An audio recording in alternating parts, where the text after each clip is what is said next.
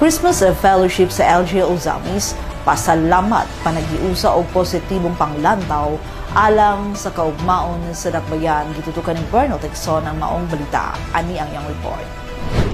Adlaw Lunes, Disyembre 23, 2024, human sa kapin sa duha ka semana nga busy schedules tungod sa paghatag sa pamaskong handog ngadto sa mga katawhang Osamisnon gipahigayon sa LGU Ozamis ang year-end assessment and evaluation Christmas fellowship sa Ozamis City Gym. Apil sa maong kalihukan ang mga empleyado sa matag departamento sa LGU, mga sakop sa konsiho, uban sa pagpanguna ni Vice Mayor Simplicia Bibineri, ubos sa liderato ni City Mayor Attorney Henry Endoy Puentes Wamanal Jr. Sumala sa mensahe sa mayor, ang maong kalihukan dili lang usa ka pagselebrar sa Kapaskuhan, apan usa-usab kahigayon sa ilang year-end assessment. Kini naghatag og oportunidad nga tan-awon ang mga nahimo, mga nakabot og mga hagit nga naatubang sa miaging tulo ka tuig ilalom sa padayon asinso Ozamis administration. So karong gabi unhon no, ang ato ang activity is actually a year-end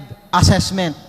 No? But as we talk about assessment, I cannot help but assess not just what we accomplished, not just what we went through the past year, pero ang ato pong mga naagian, nahuman, og nasulayan sa past 3 years during this Padayon Asenso Ozamis administration.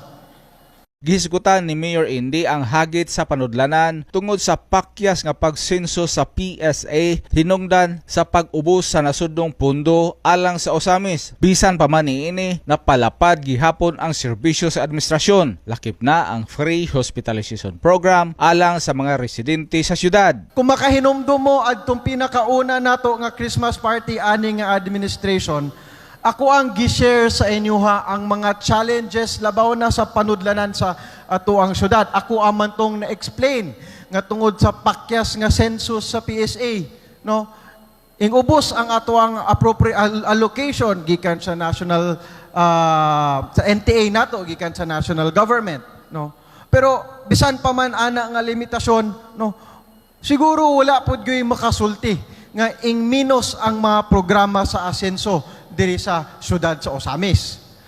Ang masulti pa man gani and makita sa katawhan, nadungagan pa no sa free hospitalization and funeral services pa lang daan, no, gi-extend pa na nato nga apil na pud ang paghatag sa libre nga tambal. Dugang pa sa mayor, dakong hagit ang giatubang sa administrasyon tungod sa kakulian nga nakaapekto sa budget alang sa yearly bonus sa mga empleyado. Apan, pinaagi sa paningkamot sa mga elected officials o pagtinabangay sa tanang membro sa LGU na lampasan kini nga pagsulay busa nahimong posible nga mahatag ang bonus o mapunan pa kini. No, tana ko nila. And pwede ninyo i-confirm ni sa mga councilors kung tinuod ba gining pagstorya namo. Musabot ra ka ang mga empleyado kung karong tuiga tungod sa unexpected and last minute challenges nga gihatag sa ato dili sa nato mahatag ang bonus o ang incentive nga ilahang na kaanadan og nahilo man.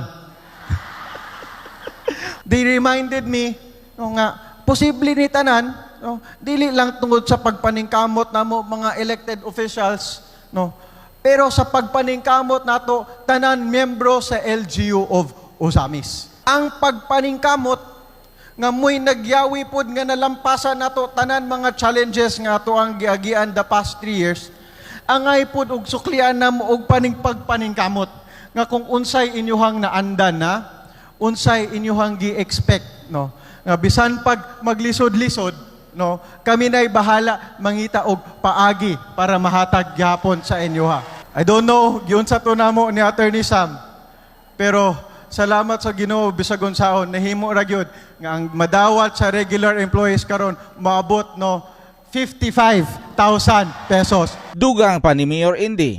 And I am confident no before their last term ends, before 2028, no, next election cycle, no, mabulahan na pod ang mga empleyado sa LGU of Ozamis City kay Dako og assurance nga from second class mahimo na kinig first class city before the term ends.